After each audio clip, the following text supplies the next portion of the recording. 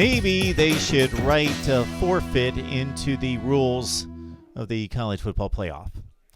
Rarely, if ever, do I produce and post an instant analysis before the game's over. Never do I produce an instant analysis before the end of the third quarter. Oklahoma has scored 21 points in this game. They just scored. Sooners have scored 21 points, and they have no chance of winning.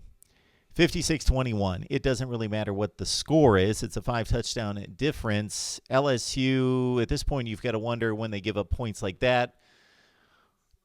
Would their defense have given up that touchdown and that scoring drive had it mattered? We don't know at this point. We just know that LSU's a whole lot better than Oklahoma, and the final score is going to be a whole lot to, well, some points. Oklahoma's going to score some more points probably, but whatever the final score is, this was an annihilation from the opening drive. So on the opening drive, we saw that Oklahoma looked shaky out of the gate. We instantly saw pressure in Jalen Hurts' face. And because of that, Jalen Hurts had to run for his life most of the game. Most of the game, Jalen Hurts running for his life, trying to find receivers downfield who, if not named CeeDee Lamb, had no chance of getting open to make any kind of plays.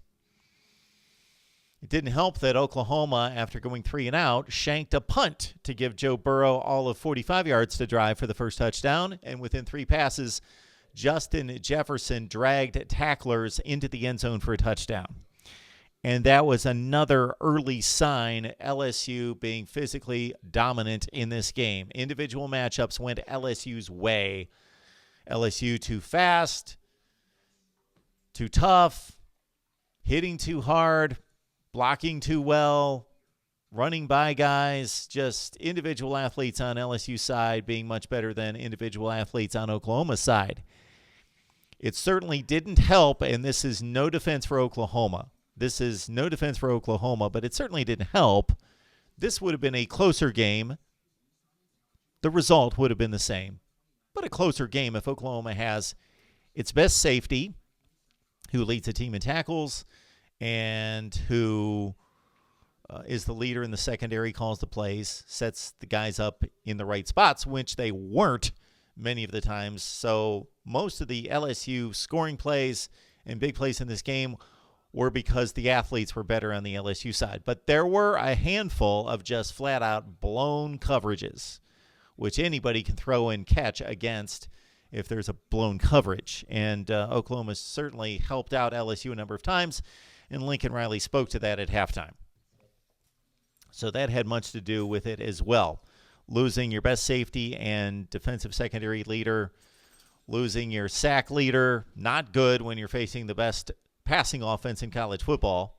And LSU does have, apologies to Ohio State and most notably Clemson, LSU does have the best passing offense in college football. And then also missing your backup running back, which that wouldn't matter too much because Kennedy Brooks was taken out of this game early from a schematic standpoint because the score was out of hand. CeeDee Lamb had to make a great play against Derek Stingley to haul in the first pass, which led to the touchdown to get Oklahoma on the board at 14-7 at that. No, 7-7. The game was 7-7. That's right, 7-7 at that point, but it quickly became 28-7. So my notes basically mean nothing. It would have been nice if Oklahoma would have had 3 of its best defensive players on a marginal defense at least playing.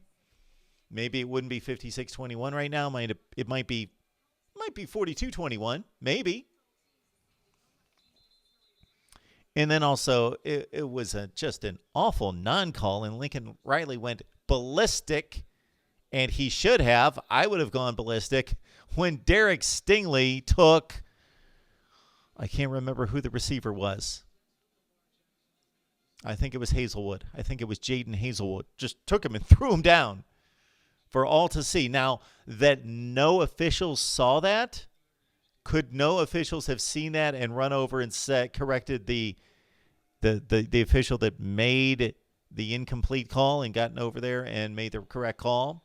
That's at least a drive that Oklahoma would have gained a first down and kept the ball. So none of this matters in regards to the result or the winning team in this game, but it would have been closer. It might have kept our attention for another 10 or 15 minutes. Wow. It's amazing. They can't keep up on the game broadcast with the amount of records that Joe Burrow and the LSU offense is setting in regards to not just college football playoff history, which is only 6 years, and therefore 3 times 5, 15, 16 games old, but bowl history, the history of college football bowls. Records are being broken. Joe Burrow just accounted for his 8th touchdown, 7 passing, 1 rushing. Poor Jalen Hurts, I see him on the screen right now. What a career he has put into the books, into the annals, both as Alabama quarterback, leading them to a national championship game in which he walked off the field in 2016 as a freshman with the lead against Clemson and Deshaun Watson, but never stepped on the field again.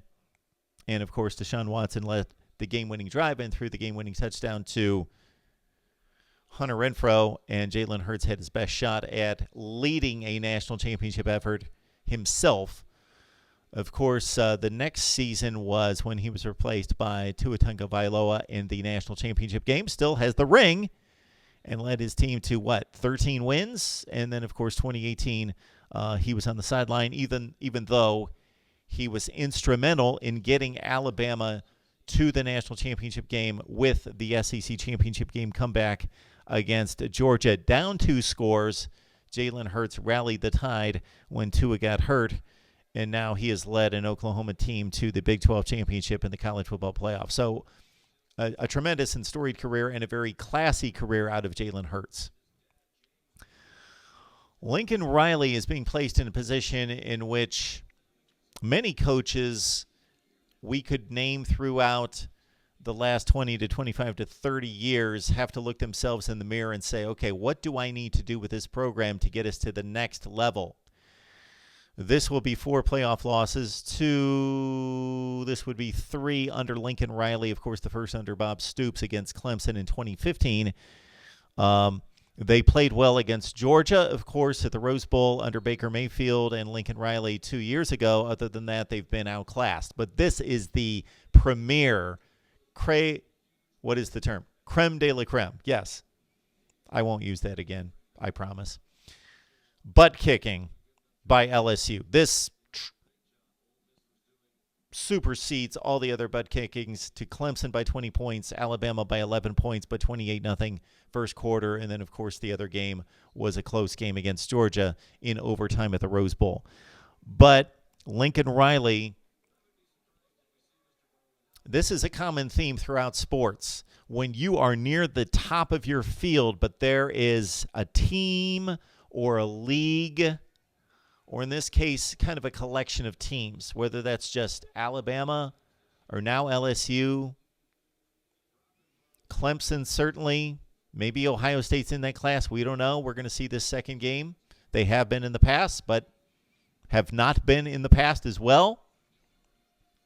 At least not given the chance in 2017 and 18 to show whether they were or not. But Oklahoma and Lincoln Riley, they own the Big 12. And then with Texas taking a step back this year, they may really own the Big 12 for longer than we had anticipated. But, again, this is a common theme in sports, and you could probably leave some examples down in the comment section below where there's a team that's dominant in their region, in their league, but they want to win the championship. And there's a team, there's a conference, there's a level of teams that they need to figure things out and change things to get there, to beat them.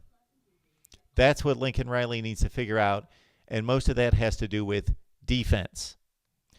Alex Grinch was brought in, and from a Big 12 perspective, this defense improved considerably. From a Big 12 perspective, they stopped giving up 40 and 45 points to everyone and only gave up 40 to 45 points on occasion to the likes of Kansas State and Iowa State. But to most teams, Oklahoma State, Texas, TCU, West Virginia's no good this year, but they played much better within the conference. But they faced a different animal tonight. in Joe Burrow and LSU, and maybe a different animal than just about anything we've seen in college football. We're going to see something similar to this in just a few minutes when Trevor Lawrence and that receiving core hits the field. We'll have to find out whether Justin Fields and that receiving core in scarlet and gray is up to the challenge. All right, my thoughts on Oklahoma and LSU. This is the best passing offense in college football. It's the best offense in college football, in my opinion. The defense, I knew was going to get better. They just have too many NFL players on that defense not to get it right. Dave Aranda knows what he's doing. They simply got caught, I believe, into watching the offense and relying on the offense and thinking this offense is scoring 50 points a game. We don't need to play much defense. But they figured some things out. They got healthier. Their pride came back. And they just had to get used to playing in these sorts of games, not in which their offense was going to go score a touchdown by grinding it out 75 yards on 13 plays. But no, the offense was going to score 75 yards in 4 plays. And because of the up-tempo style, the defense was going to be on the field immediately and have to be ready to play. I think the adjustment to the offensive tempo, just the sheer fact that teams are scoring and gaining yardage at an insane clip now versus 5 years ago, they got healthier, and Dave Aranda figured some things out, but their pride took a hit. Hearing about the offense being elite and them being a liability, I think all of that came together, but this LSU defense could be elite. This week, this is what we could see next week against Ohio State or Clemson. So maybe LSU's the best team in the country. They sure look like it tonight. Your thoughts on this annihilation, what Oklahoma needs to do to reach the elite. And, of course, by the time most of you see this and take it in and comment, there will be a final score on Clemson, Ohio State. But we're going to the fourth quarter at the Peach Bowl in Atlanta, and it's a whole lot to a whole little right now with LSU and Oklahoma. Lock it in right here, Mark Rogers TV, the voice of college football, for the very best in analysis each and every day with the best bloggers, broadcasters, and writers in the industry, plus analysis from myself and from you. And we will see you next time very soon, right after Clemson, Ohio State.